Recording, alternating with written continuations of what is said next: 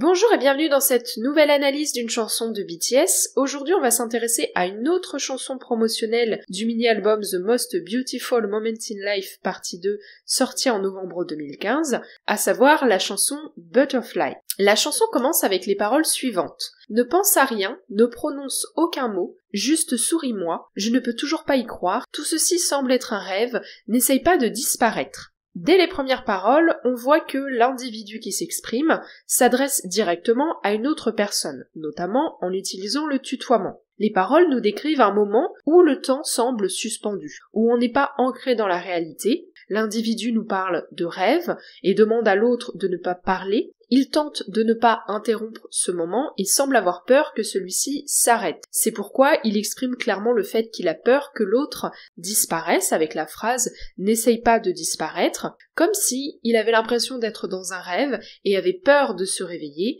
et que ce retour à la réalité le rendrait seul sans cet autre. Faux, toi, toi, toi. Vas-tu rester à mes côtés? Vas-tu me le promettre? Si je te touche, que tu t'envoles, que tu sois brisé, j'ai peur, peur, peur. Dans ce passage, on a un questionnement qui est en lien avec cette peur que l'autre disparaisse. D'ailleurs, la peur est cette fois-ci exprimée clairement, avec des phrases comme « j'en ai peur » et « j'ai peur ». Il y a une part d'émerveillement face à la présence de l'autre, mais cet émerveillement est entrelacé de la peur de perdre l'autre, marquée par la phrase « si je te touche, que tu t'envoles ». Cette phrase renvoie au rêve, qui est mentionné dans le passage précédent, avec cette notion de fragilité de la présence de l'autre qui peut disparaître à tout instant. De plus, cette phrase « si je te touche que tu t'envoles » fait penser à un papillon. Elle renvoie donc au titre de la chanson, puisque butterfly en anglais signifie papillon, à savoir quelque chose qu'on ne peut pas attraper et qu'on ne peut pas garder avec soi.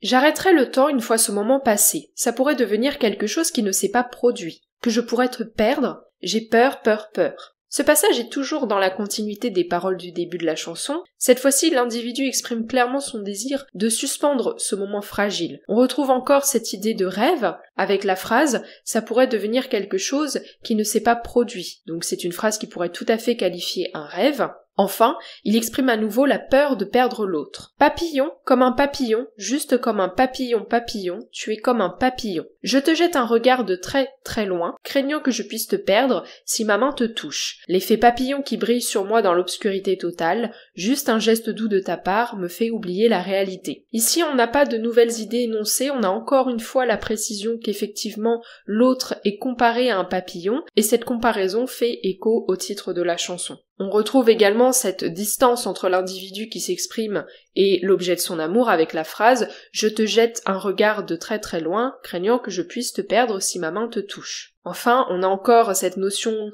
de rêve-réalité avec la phrase « Juste un geste doux de ta part me fait oublier la réalité ». Comme un vent qui me caresse doucement, comme une poussière qui flotte légèrement dans l'air, tu es là, mais pour une raison quelconque, je ne peux t'atteindre. Arrête. Un rêve comme toi, tu es comme un papillon pour moi, haut. Dans ce passage, on va avoir de nouvelles comparaisons. Ici, on va avoir le vent et la poussière pour qualifier l'autre, et cette impossibilité que l'individu a à atteindre l'être aimé. Encore une fois, on retrouve la mention du rêve et du papillon. Plus la chanson avance, plus on a une accumulation de comparaisons qui montre à quel point la distance entre l'individu et l'être aimé est infranchissable. La chanson se termine avec les paroles suivantes. Mon cœur fait un bruit sec, je ne sais pas si c'est un rêve ou la réalité. Mon Kafka sur le rivage, s'il te plaît ne va pas dans la forêt. Mon cœur se brise encore à cause de toi en morceaux qui fondent en noir et coulent. Je veux juste m'évaporer, mon amour est éternel, tout est gratuit pour toi chérie. Dans ce passage, on a une référence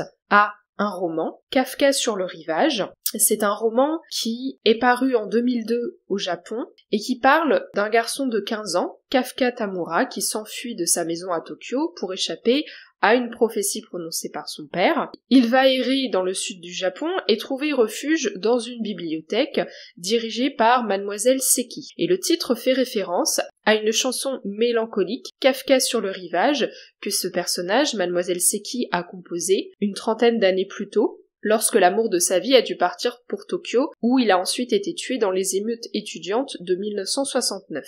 Dans les paroles de Butterfly, la référence à Kafka sur le rivage est donc une référence au roman, mais c'est surtout une référence à cette chanson du personnage de Mademoiselle Seki, et donc à l'amour. On a également dans ce dernier passage un jeu de mots avec la phrase « Mon amour est éternel ». Le terme coréen de la phrase signifie éternité, mais il peut également avoir une autre signification, 0 won, qui est l'équivalent de 0 € en France. Et cette seconde signification, elle est liée à la phrase suivante du passage « Tout est gratuit pour toi ». En conclusion, on voit que Butterfly ce n'est pas une chanson très longue, ni avec énormément de thèmes abordés. On reste sur une idée principale, à savoir que l'autre, de par ce qu'on ressent pour lui, nous fait éprouver la peur à l'idée qu'il puisse disparaître et donne cette impression qu'il est inatteignable. C'est pourquoi on a une succession de comparaisons, le rêve, le papillon, la poussière, le vent, et cette dernière référence au roman Kafka sur le rivage, avec l'évocation